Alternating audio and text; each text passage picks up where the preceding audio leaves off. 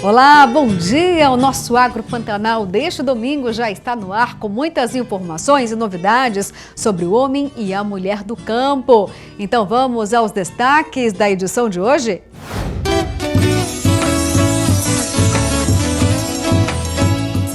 Estratégias para o controle de ervas daninhas. Cuidado é indispensável para aumentar a produtividade das lavouras. Safra 2023, rede de instituições faz pesquisas sobre anomalia e quebramento da soja em Mato Grosso. E vamos abrir as porteiras das fazendas sustentáveis. É um programa que trouxe mais produtividade à pecuária pantaneira. E no papo com o café de hoje eu vou conversar com Caio Penido, presidente do IMAC, o Instituto Mato Grossense da Carne. Vamos falar do passaporte verde e perspectivas com o novo governo. E como não poderia faltar, é claro que vamos ter aquela receita saborosa para você preparar ainda hoje.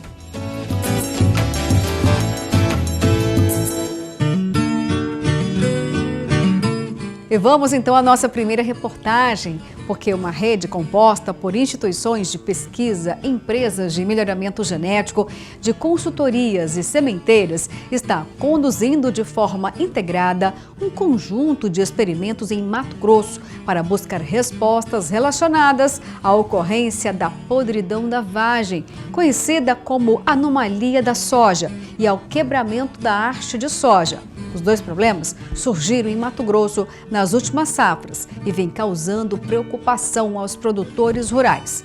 Todos os detalhes na reportagem de Daiane Stella.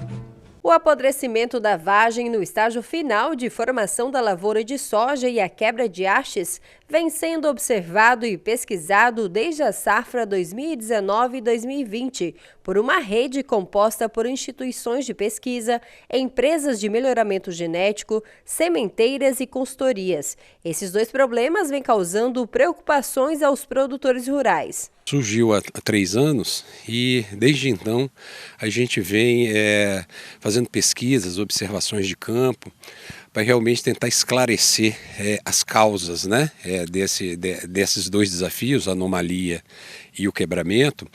E isso vem sendo feito de maneira cooperativa, né? A Embrapa hoje participa de uma rede onde 15 instituições, entre universidades, empresas de melhoramento genético, instituições de uma forma geral, realmente cooperam na condução de experimentos de campo. Uma das linhas bem importantes que a gente está fazendo é a caracterização, né, a avaliação de cultivares comerciais para reação à anomalia e quebramento. Ou seja, existem variedades que sofrem mais com esses problemas e outras que sofrem menos. Então a gente está aqui com a rede em 17 locais aqui no Médio Norte, são 15 locais aqui, no Médio Norte, 2 em Rondônia, onde 42 experimentos de competição de cultivares, tanto OGM, transgênicas, quanto convencionais, estão sendo avaliadas para esses dois problemas. Aqui no estado de Mato Grosso, as pesquisas estão sendo realizadas em áreas localizadas nos municípios de Sorriso, Lucas do Rio Verde, Nova Mutum e Sinop, e no estado de Rondônia, nas cidades de São Miguel Ariquemes e Guaporé. Os dois problemas são novos e ainda não há uma conclusão sobre as causas. Um verdadeiro quebra-cabeças que precisa ser montado. A gente não está descartando nenhuma causa, na verdade, muitos acreditam, inclusive eu, que é um conjunto de causas, né? E que a gente está trabalhando na hipótese de uma questão de um patógeno, né? Que esteja causando essa anomalia e o quebramento, mas a questão dos sistemas de produção são importantes, existem ações também para ver o efeito de plantas de cobertura, dos sistemas ILP na manifestação dessa doença, se ele pode controlar de alguma forma, e também épocas de plantio, né, se algum é mais adequada ao controle, a minimizar os efeitos desses dois, do quebramento e da anomalia. Então, acho que são várias hipóteses que a gente está trabalhando. A podridão e o tombamento da soja causam redução na produtividade. Na safra passada já foram feitas algumas descobertas, porém em áreas de vitrines. Já neste ano, a coleta de informações será em áreas de experimentos em campo. No ano passado, que ela teve um aumento maior de área e também em termos de diminuição de produtividade, a gente já está atuando no campo, né? Em experimentos em áreas de produtores e vitrines tecnológicas. A gente aproveitou toda a estrutura para fazer algumas avaliações. Essas avaliações do ano passado geraram conhecimentos, né? E esse ano, com a sistematização e uma organização maior do grupo, da rede de pesquisa, a gente espera realmente aumentar esses conhecimentos para poder realmente recomendar, descobrir o que está causando, e principalmente recomendar as medidas de controle, né? Que é o objetivo de realmente ajudar o produtor nesse sentido. As áreas de pesquisa aqui em Mato Grosso, como a Daiane disse, estão localizadas em Sinop, Sorriso, Lucas do Rio Verde, Nova Mutum e também no estado de Rondônia, lá nos municípios de São Miguel, Ariquemes e Guaporé. E como vimos, os dois problemas são novos e ainda não há uma conclusão sobre as causas. Mas com tanto empenho, né, dos especialistas, com certeza daqui a pouquinho, olha, essa questão aí já foi resolvida, né? Vamos torcer, com certeza.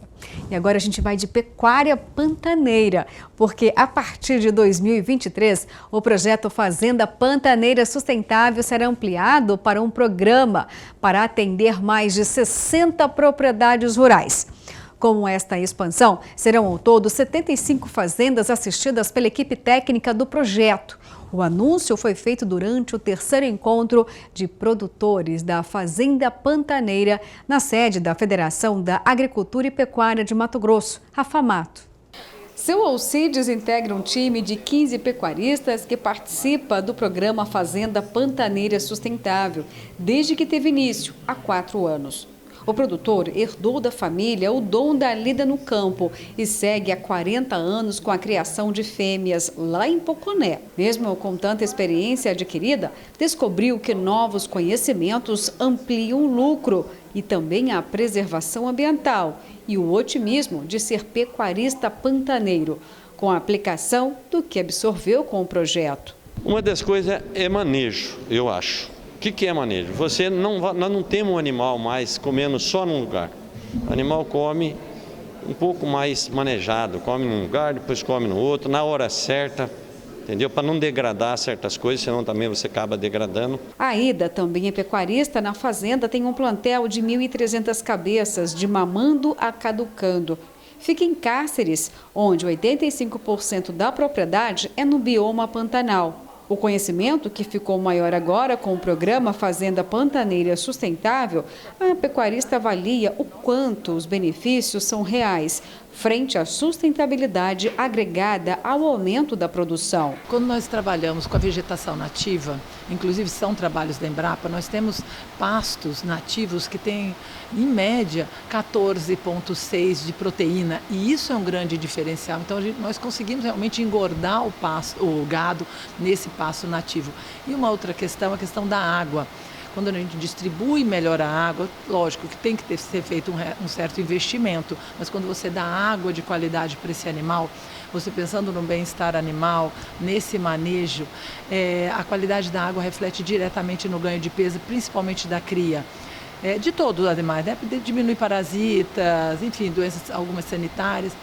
Mas só para ter uma ideia, no nosso rebanho mesmo, nós tivemos um ganho de peso de desmama de 60 quilos para o período antes da água encanada, né, por bebedores, e agora com a água com bebedores. Então isso é possível. Para que os pecuaristas tivessem de fato a oportunidade de ampliar o rebanho com ações ambientalmente corretas, porém com lucro e respeito no mercado, incorreu na importância de uma nova legislação, a Lei do Pantanal. Essas modificações, vamos dizer, são modificações que estão dentro assim, elas mantêm a sustentabilidade, né? Porque o Pantanal é uma área, ela está pela legislação do novo Código Florestal, ela está com uma área de uso restrito, então você tem que ter cuidados ao fazer as atividades econômicas. Então, o que a Fazenda Pantaneira propõe é você fazer todas as atividades da fazenda dentro de uma visão que você vai manter o ambiente também, é assim, uma condição de você manter a biodiversidade. Então, é essa conciliação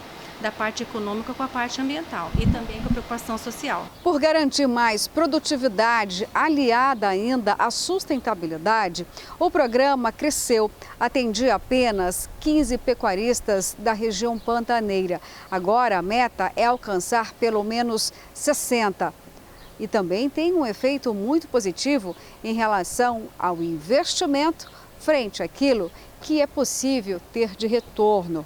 Preservação ambiental e também resgatar o título de que o pecuarista pantaneiro é amante do meio ambiente e não degradador. A ideia é cada ano a gente incorporando novas propriedades, né, dentro da assistência técnica, com acompanhamento da Embrapa e fazendo essa troca de experiência. Então a ideia nossa do próximo ano é o quê? A gente fazer essa expansão e também fazer dias de campo para mostrar o que a gente conseguiu, né, nessas propriedades que já estão sendo assistidas para os demais proprietários, para os órgãos de governo, para quem tiver interesse, universidade, quem tiver interesse de conhecer como o Pantanal pode ser trabalhado, pode ser manejado e continua conservado e preservado. E falando em ações sustentáveis e respeito ambiental, o secretário de Desenvolvimento Econômico de Mato Grosso defende o programa, que sai em defesa do homem do campo, e reforça as ações ambientais e o compromisso do governo estadual com metas ousadas de preservação. Obviamente, o produtor rural matogrossense, tanto o agricultor quanto o pecuarista, são os maiores ambientalistas do mundo.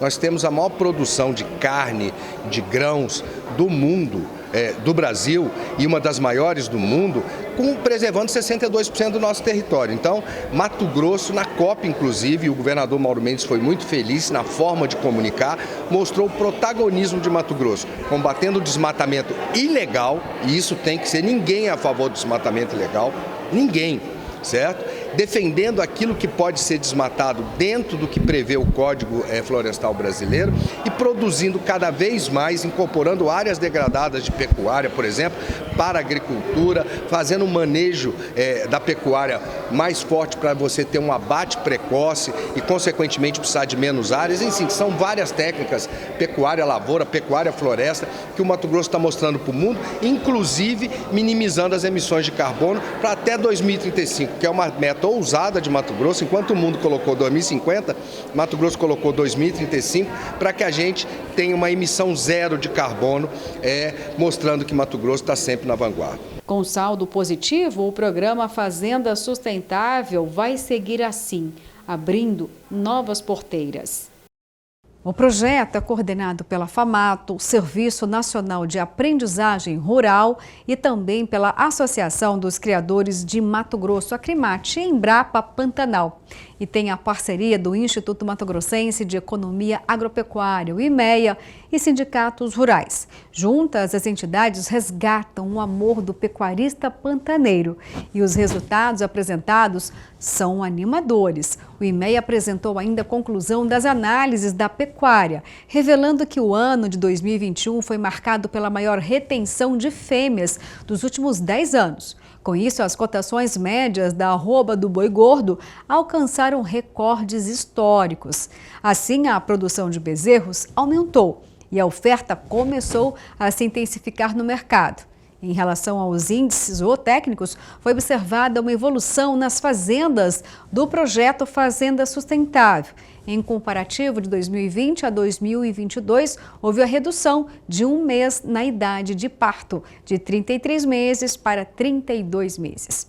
Outra forma que também trouxe um desempenho positivo foi em relação ao índice de prenhez, saindo de 50% para 72%. A evolução atribuída ao manejo de pastagem e produção fizeram toda a diferença. Bom, e agora o nosso Agro Pantanal vai para um rápido intervalo, mas não sai daí, eu volto com muito mais.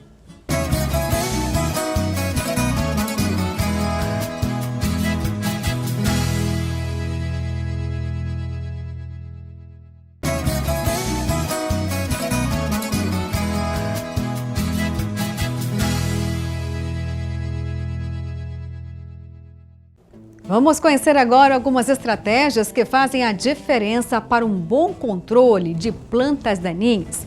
Esse cuidado é indispensável para aumentar a produtividade no campo. É agora na reportagem especial do Agro Nacional da TV Brasil, aqui na tela do Agro Pantanal.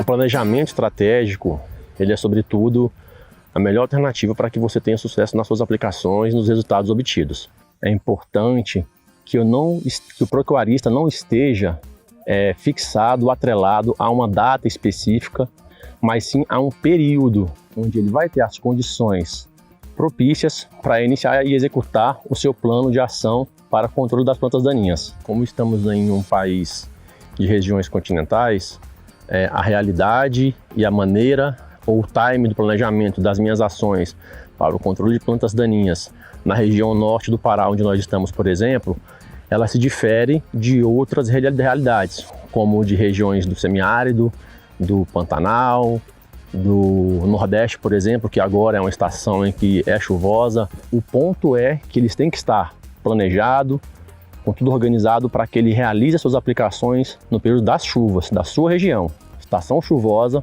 onde eu tenho condições ambientais e de biologia, como por exemplo, as plantas daninhas estão em atividade metabólica, elas estão no ponto perfeito para que possam receber as pulverizações do herbicida. Com as estratégias do planejamento adequado para o início da estação chuvosa, eu consigo ter desempenho, performance, estar ajustado às métricas econômicas da propriedade e, sobretudo, atingir o máximo do potencial da forrageira no período das chuvas, que é quando eu tenho maior oferta de forragem com relação à qualidade e à quantidade. Ofertando um alimento de qualidade para os animais, eu vou ser mais rentável, mais equilibrado e também mais sustentável. O levantamento das condições das pastagens que serão submetidas à apreciação para futuras aplicações é muito importante, porque é naquele momento em que eu sei o nível de infestação, quais são as plantas daninhas, para que eu possa determinar quais são os produtos e as doses que levarão ao melhor resultado. Atingindo as condições de biologia favorável para o início das aplicações, deste modo eu posso iniciar as aplicações de maneira correta, segura, como métrica fundamental, um suporte técnico adequado, de pessoas que conhecem e sabem o que estão fazendo, com isso entregam mais resultados para o usuário final, que é o nosso amigo pecuarista. Pensando em quando começar as aplicações dos herbicidas nas plantas daninhas que infestam as pastagens, como foi dito, eu tenho que estar na estação chuvosa, no início dela, mas que elas já estejam constantes. Eu tenho umidade no solo, essas plantas daninhas estão em alta atividade metabólica e, diante disso, os herbicidas podem ser pulverizados, absorvidos e, com isso, ter um controle efetivo. E eu consigo atingir a métrica principal, que é ter o melhor controle possível, onde eu elimino plantas daninhas e coloco as minhas pastagens em condições onde serão mais eficientes, mais produtivas, com mais qualidade, com mais oferta para o animal, e com isso eu consigo ser rentável e entregar os resultados esperados para o pecuarista, o que aumenta a rentabilidade do pecuarista. Olhando para o cenário em que eu escolhi a época adequada, me planejei corretamente, fiz as minhas escolhas de maneira assertiva, posicionei corretamente os produtos e eu estou aproveitando a janela da estação chuvosa para obter resultados superiores, desta maneira e também com um corpo técnico altamente treinado, eu consigo resultados em que os animais terão uma maior oferta de forragem, consumirão de maneira mais eficiente, trazendo resultados superiores e garantindo a rentabilidade da atividade pecuária. E isso tudo de modo sustentável. E agora chegou o nosso momento especial, o quadro Mito ou Verdade. Vamos então na tela saber qual é a pergunta desse domingão. Comer castanha em excesso é bom para combater a queda de cabelo? Olha lá, será, hein? E comer castanha do Pará em excesso é bom para combater a queda de cabelo? Bom, fica pensando aí que já a gente responde, porque o nosso próximo assunto é capacitação no mercado de trabalho agrícola.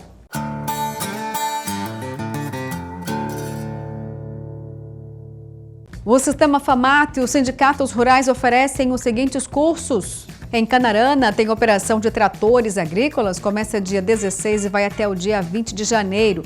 Informações pelo 66-3478-2004.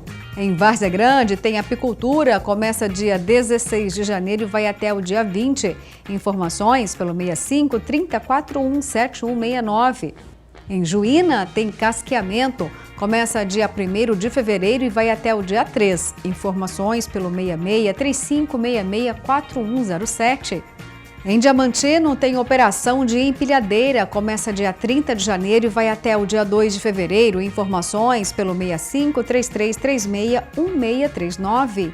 Em Sapezal, tem operação de empilhadeira. Começa dia 30 de janeiro e vai até o dia 8 de fevereiro. Informações pelo 65-3383-2557. Mato Grosso tem uma das polícias mais bem equipadas do Brasil. Sabe o que isso significa? Menos criminosos nas ruas, mais equipamentos e treinamento constante. Criação da Patrulha Rural, que trouxe tranquilidade e mudou a vida de quem vive no campo. Significa o fim do novo cangaço. Em 4 anos, o governo de Mato Grosso investiu pesado nas forças de segurança em todas as regiões do estado. Foram adquiridos 200 novos fuzis, 12 mil novas pistolas, 165 novas motos e 268 novas viaturas, com mais estrutura e treinamento para policiais, bombeiros, técnicos e todos os profissionais da segurança. Os resultados estão nas ruas. O roubo de carros teve redução de 37%. Os assaltos a banco caíram 100%. O roubo de gado caiu 35%. E a apreensão de drogas bateu recorde. Dá para sentir. Nosso estado está mais seguro. Governo de Mato Grosso. E agora a gente vai para um rápido intervalo, mas eu fico aqui esperando por você porque tem muito ainda no Agro Pantanal deste domingo.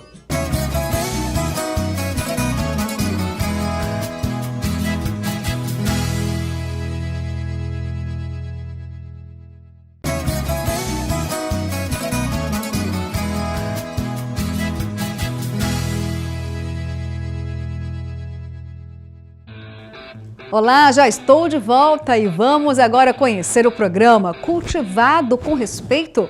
Trata-se do maior programa de sustentabilidade de café do mundo. Reportagem do Agro Nacional da TV Brasil.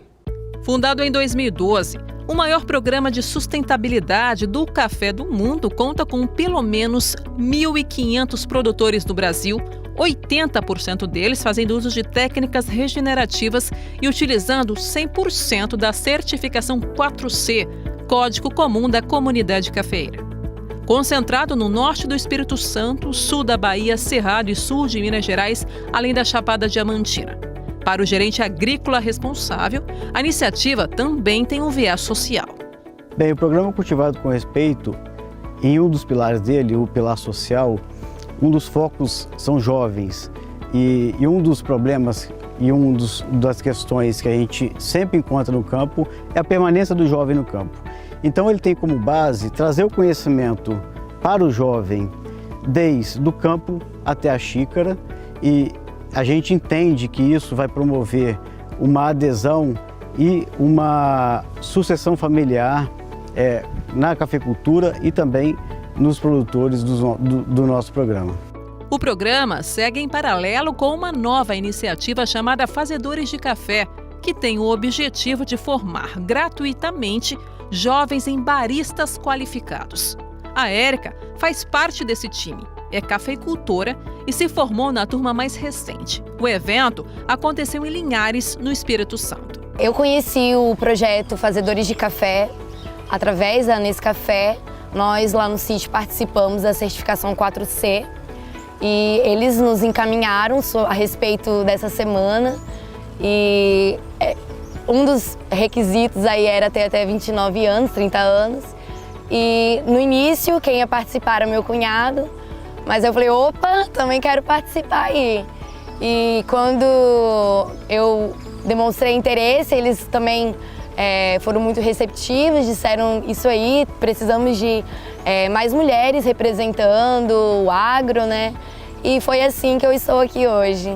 Fruto de uma parceria entre a maior marca de café do mundo e a cafeteria paulistana Sofá Café, a iniciativa se propõe a fortalecer a cadeia produtiva cafeeira e desde o seu nascimento em 2019 já formou pelo menos 120 jovens cafeicultores. E uma das ideias que tornou isso viável foi através da parceria que a gente fez com a Nescafé, que tornou possível que a gente fosse trazer alguns módulos desse projeto, Fazedores de Café, para os jovens filhos de produtores no campo. Então, desde 2018, quando a gente começou essa conversa, a gente mantém essa parceria e em 2019 a gente conseguiu pela primeira vez vir para o Espírito Santo e formar uma turma com alguns módulos que talvez esses jovens não tenham acesso ou que talvez eles seja muito distante da realidade deles, né? Então a gente trouxe essas aulas com o objetivo de despertar o conhecimento deles e o interesse pela cafeicultura e também tornar acessível o conhecimento por meio desses parceiros que são tão incríveis e de tão destaque dentro do mercado do café no Brasil. Os responsáveis pelas aulas são especialistas do setor que ensinam desde conhecimentos técnicos de cultivo, com destaque para inovações sustentáveis na agricultura, até análise multissensorial e barismo, particularidades do café de alta qualidade, também conhecido como café especial.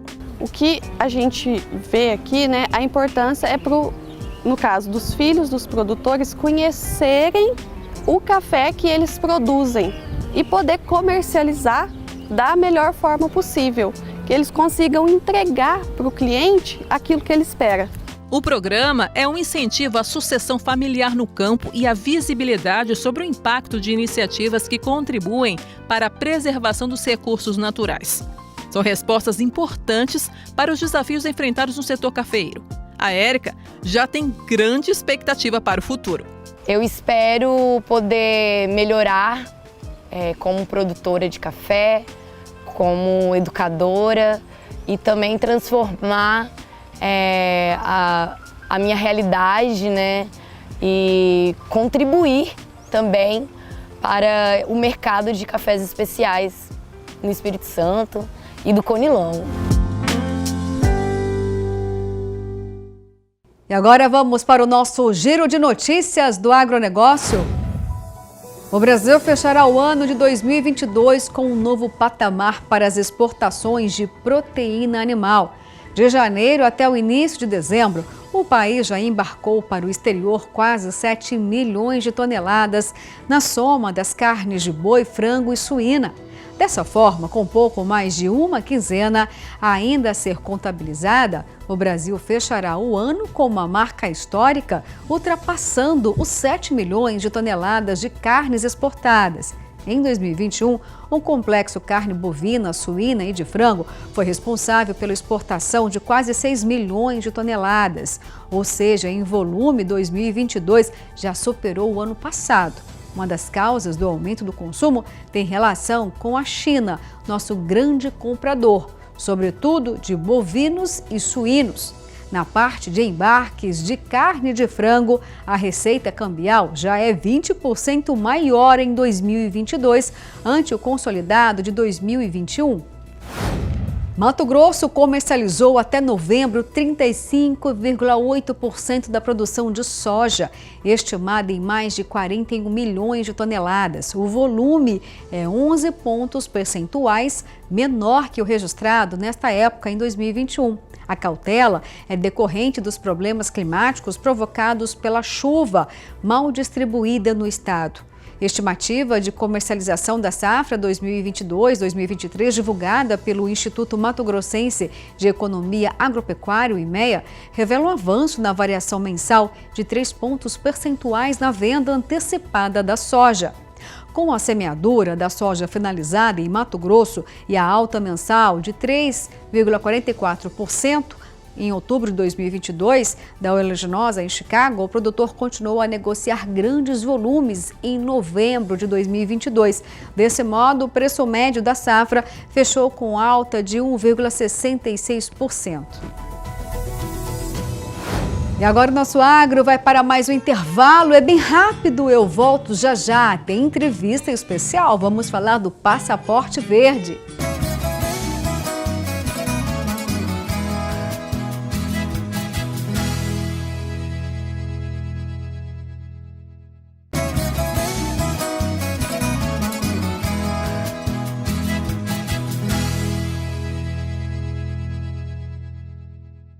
Com um rebanho comercial de 32 milhões de animais, Mato Grosso é o maior produtor e exportador de carne bovina do mundo.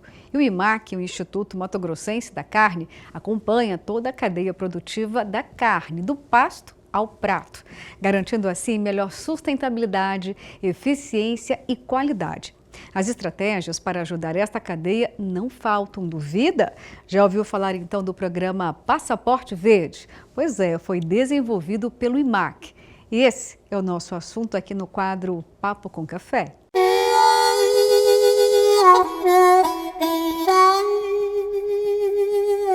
E no quadro Papo com Café, eu recebo aqui no estúdio do Agro Pantanal Caio Penido, presidente do IMAC. Olá, bom dia, seja muito bem-vindo, Caio. Bom dia, é um prazer, Luciana, estar com você. Opa, o prazer é nosso aqui estar recebendo o senhor aqui no Agro Pantanal para a gente falar do Passaporte Verde, da COP27. O senhor esteve nessa conferência mundial falando do clima, falando de sustentabilidade e também de produtividade. Então, explica para a gente essa proposta que foi passada na COP em relação ao Passaporte Verde. O que significa isso? O papel do IMAC é um serviço social autônomo que tem o papel inicial de promover a carne de Mato Grosso, mundo afora. Então, é a missão principal do IMAC. Mas quando a gente ia para fora, a gente sentia muitos questionamentos sobre desmatamento, sobre aquecimento global, gás do efeito estufa e rastreabilidade. Então, a gente partiu a ser também um solucionador dessas questões. E o Passaporte Verde, ele vem agora como um fechamento a gente conseguiu finalmente colocar dentro de um grande projeto, de um guarda-chuva, todos os pequenos projetos que a gente já vinha trabalhando no IMAC. Então, qual que é a ideia do Passaporte Verde? Que a gente vai emitir um passaporte para que essa carne de Mato Grosso acesse qualquer mercado do mundo, ela vai ter acesso livre a qualquer país. E como? Seguindo a legislação brasileira. Então, a gente precisa comprovar isso, né?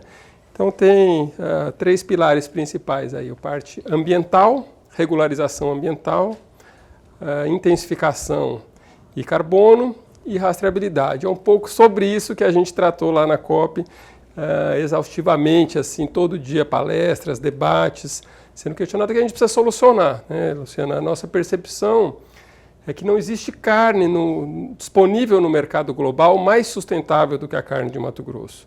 Mas como que a gente prova isso? Né? Não adianta a gente ficar só falando, a gente tem que comprovar. Então a gente tem que apoiar a Secretaria do Meio Ambiente para ter mais agilidade na regularização ambiental.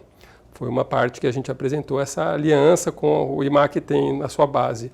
Governo de Mato Grosso, Acrimate, os pecuaristas, Sindifrigo, as indústrias frigoríficas. Então, junto com o governo, através da Secretaria do Meio Ambiente, a gente fomentar essa regularização ambiental, uma análise mais pragmática, mais dinâmica, sabe? Para não travar tudo na regularização ambiental. Então, a gente falou do mapa do CAR, que é uma base cartográfica única, né? Que agora tanto os analistas da SEMA como os técnicos ambientais contratados pelo setor produtivo vão olhar a mesma base. Então, facilita todo um trabalho. Com os pecuaristas, a gente tem projetos dentro do carbono, tem 2 grandes oportunidades para a pecuária de Mato Grosso. Reduzir a idade de abate. Então, se um boi fica 5 anos no pasto, ele fica 5 anos emitindo para produzir 20 arrobas. Se ele fica só 3 anos, são 2 anos a menos de emissão para produzir as mesmas 20 arrobas, né? Então, reduzir a idade de abate, intensificar pastagens degradadas, que não tem carbono nenhum, o solo está exposto, né? Quando você reforma, investe, você tem um pasto perene, é carbono que você está fixando, que está perenizando no solo. Então, intensificação das áreas degradadas e redução da idade de abate são 2 estratégias de reduzir emissões que são ganha-ganha, ninguém perde. O produtor que entrar nessa também, ele vai ter ganhos também, né? Não é uma coisa negativa. E a parte de rastreabilidade é uma demanda aí global forte em cima de Mato Grosso, né? Hoje em dia está tendo uma pressão, o governador quando vai para fora sempre sendo questionado. Então é um caso que a gente levou para a Acrimate, falamos, gente, temos que solucionar isso, porque está vindo, se a gente não constrói uma solução, vem uma solução imposta, né? Então acho que o Passaporte Verde vem mostrar que é possível ter uma articulação Secretaria do Meio Ambiente, pecuaristas, indústrias e Ministério Público Federal, que está junto nessa parte da rastreabilidade. O Ministério Público Federal faz uma auditoria anual E ele já comprovou que 80% dos abates de Mato Grosso já passam por uma verificação privada pelas indústrias frigoríficas.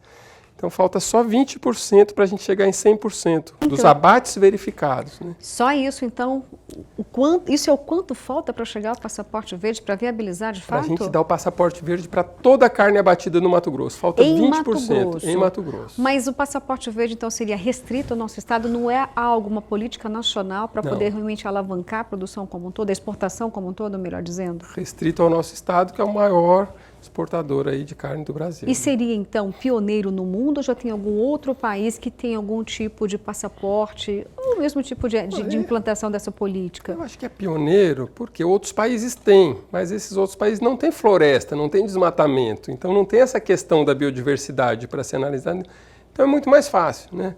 Na Irlanda, nos países europeus, as propriedades são pequenas, né? Acho que a maior propriedade da Irlanda tem 200 cabeças, né?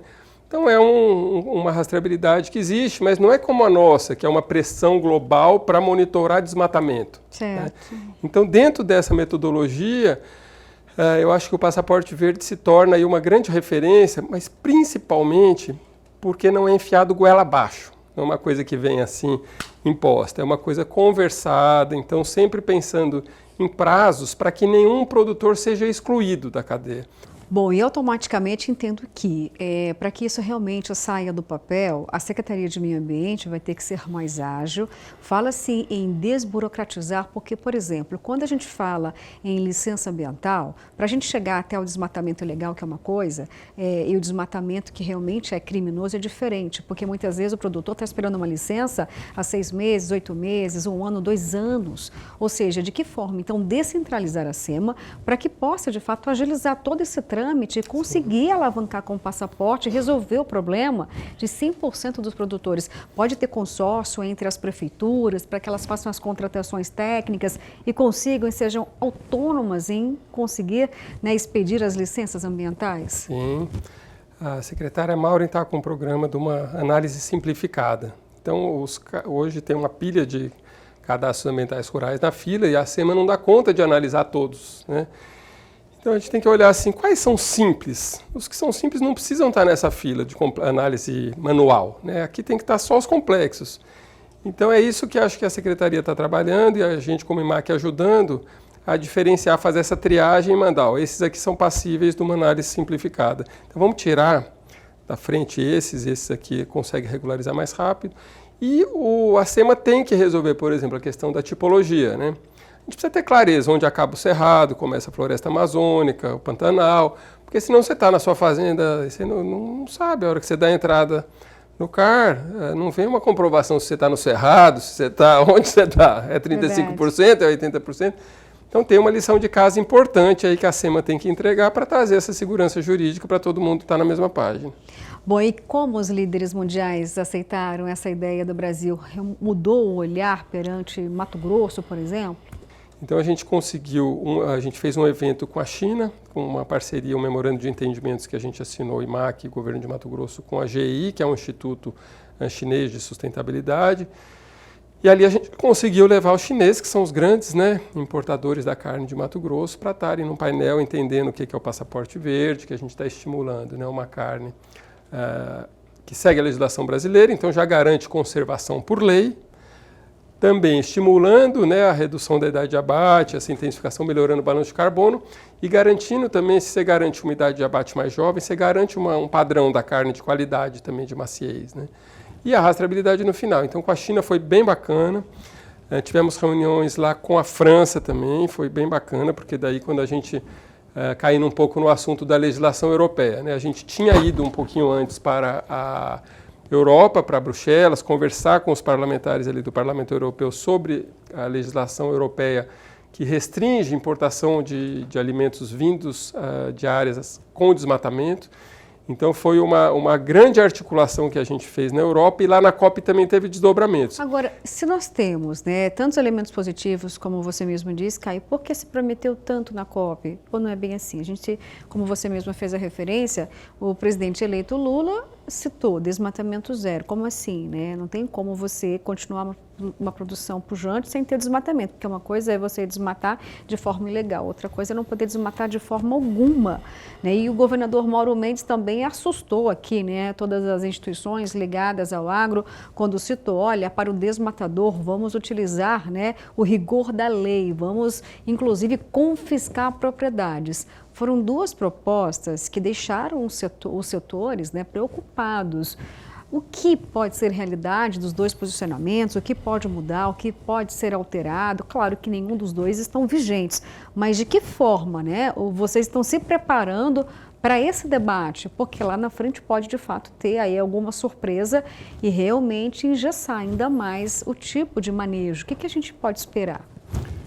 Eu acho preocupante, né? Um presidente, né, que vai assumir um país acenar com o desmatamento zero, que eu vejo como um desrespeito, um enfraquecimento da própria legislação brasileira, né? Então a gente tem que falar assim, não, no Brasil tem lei, tem ordem, tem organização, temos um código florestal, é difícil implementar um código, por isso que os outros países não fizeram, porque é difícil, tem um grau de complexidade altíssimo, né? Então, eu acho que o governador viu que o Lula ia roubar um pouco a cena, né, no discurso de posse. O Lula já falou que ia ser desmatamento zero na Amazônia. O governador falou, precisamos posicionar para voltar o debate para o desmatamento ilegal zero, né? Então foi uma coisa que o governador é um político experiente, né? Acho que ele quis soltar um balão de ensaio para testar um pouco as reações e mostrar que existe essa preocupação, que precisamos encontrar uma solução, né? Mas, antes de tudo, a SEMA precisa funcionar, então daí todo mundo vai saber exatamente o que precisa ser feito. E não sei se ele vai seguir com isso adiante. Acho que ele quis passar uma mensagem. E acho que, de certa forma, lá foi interessante, né? Acho que o Lula queria assinar um acordo com os governadores da Amazônia Legal, chegou lá achando que ia assinar um acordo, né? E não conseguiu, né? Então falou, não, Mato Grosso não participa, né? Não. A gente está num esforço, né, hercúleo aqui para implementar o Código Florestal. Está toda a sociedade, todas as associações, a Secretaria do Meio Ambiente, SEDEC, quer dizer, todo mundo engajado em implementar o Código. E o Código é o nosso plano para o solo, para a questão, né, da biodiversidade. Então tem um plano. Não vamos agora inventar uma coisa nova. A Europa vem e faz uma pressão e a gente ceder, né, fazer o discurso que eles querem, atendendo os interesses desse norte global, que é o verdadeiro responsável, né? Então a gente tem que se posicionar defendendo os interesses do Brasil. Acho que essa aqui, talvez uma questão aí que o Lula não entendeu ainda. Ou quer fazer o discurso para os outros, né? O discurso que vai agradar o outro ali, ou não entendeu, talvez não tenha entendido. Pode ter sido também, né? Porque realmente pegou de surpresa todos em relação ao desmatamento zero. Mostram talvez um pouco de desconhecimento, despreparo técnico. Foi apenas um discurso para ser mais amplo, para falar que nós não seremos mais desmatadores, é isso, Caio? Acho que tem essa questão da imagem do Brasil, né? Reconquistar, porque sabemos, esforço. Nós tivemos um presidente que, quando o Brasil era criticado do ponto de vista ambiental, tinha praticamente um rompimento das relações, né? Vamos relembrar o que aconteceu entre o Bolsonaro e Macron, todos os outros países que olhavam para o Brasil de uma forma crítica, praticamente havia um rompimento de relações. Talvez tenha sido apenas um posicionamento para tentar abrir o diálogo, reconquistar e depois as coisas vão se modificando? Eu acho que sim, né? Esse fórum da COP é exatamente o lugar para os países mostrarem o que estão fazendo, né? A boa vontade, pelo menos. Então, boa vontade. Esse era o papo um pouco da Europa. O Brasil tem que mostrar boa vontade para a gente acreditar. Eu falava, não, vocês têm que mostrar boa vontade para a gente acreditar em vocês. Olhos, o que vocês fizeram, Europa? Vocês cumpriram os compromissos que vocês tinham assumido?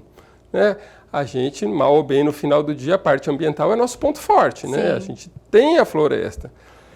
Então, um ponto interessante, né, que você falando, a gente está associado agora ao desmatamento. E o que a gente quer associar? A gente quer associar a imagem do Brasil, de Mato Grosso, à conservação, né? Só tem desmatamento quem tem floresta. Então, a gente não pode ser penalizado por ter floresta. Tem desmatamento, a gente está tentando controlar, mas uma parte dele é legal e vai continuar, né? Então é esse a nossa missão de explicar, de estar sempre explicando isso. E diante de tanta sustentabilidade prometida e também com o processo de colocar fim à vacinação contra a febre aftosa, você acredita que em 2023 é possível abrir novos mercados já com essas duas modificações propostas? Sim, eu acho que o Brasil tem tudo, o Mato Grosso tem tudo para acessar novos mercados, né? Primeiro assim, a gente garantir os mercados onde a gente está, né? Então a Europa hoje não é um mercado tão relevante, né, para as exportações de Mato Grosso, aproximadamente 10%, mas é 10%, né? Não é retirar irrelevante, os 10 fica pesado. Né? Então, mais do que ser relevante na quantidade, a Europa é um formador de opinião, o europeu. Então é um lugar que a gente tem que estar dialogando, porque se a gente deixar solto, vão pessoas com outros interesses e quando vê a pauta vem pronta e a gente fica reclamando o resto da vida. Então é um esforço que a gente tem que estar nessa mesa de debate. A gente ter ido para Bruxelas antes da legislação sair, foi importante para a questão desse risco de exclusão do pequeno produtor. Certo. Porque isso a Europa entende bem. O pequeno produtor dela é subsidiado para ele ficar no interior, para preservar a cultura, uma segurança alimentar interna europeia. Então não é economicamente viável, às vezes, ele está produzindo alimento lá na Europa, mas é estratégico. Então, quando a gente explicou isso, na hora eles entenderam. Então, deram prazos, colocaram no texto que eles vão vir para Mato Grosso, entender melhor, conversar com as associações, com os assentamentos, para entender essa problemática do pequeno produtor. Então, muitos avanços, né, Caio? Muitos avanços. Então, esse foi um ano, acho que na COP, o Passaporte Verde foi o fechamento de um ciclo aí de praticamente 3 anos, que eu estou à frente do IMAC, pegamos pandemia, então ficamos, né, revendo as estratégias, quais eram as prioridades, e escolhemos essas prioridades, né, além de promover, trabalhar na solução dessas questões ambientais, mudanças climáticas, rastreabilidade. E o Passaporte Verde é o grande guarda-chuva que tudo isso está embaixo, né? Então, acho que foi um momento bem especial para nós, muito ativo, né? A campanha, o Mato Grosso também com uma campanha forte, atuando forte. A gente tinha quase todo dia debates, né, tanto no Espaço Brasil, né, coordenado pelo Ministério do Meio Ambiente, no consórcio dos governadores da Amazônia Legal, todo dia a gente tinha evento, e no espaço das ONGs ali também eu tive uma participação, então foi ativo, com vários públicos diferentes, governo, empresários, agropecuaristas, ONGs. É uma dinâmica. Fiquei 5 dias, só depois de 5 dias que eu olhei e falei, nossa, tem uma montanha ali, eu nem tinha reparado que tinha um monte de Sinai do lado. Não foi passear, né? Caio, e para a gente encerrar, é possível ter, de fato, produtividade junto com a sustentabilidade?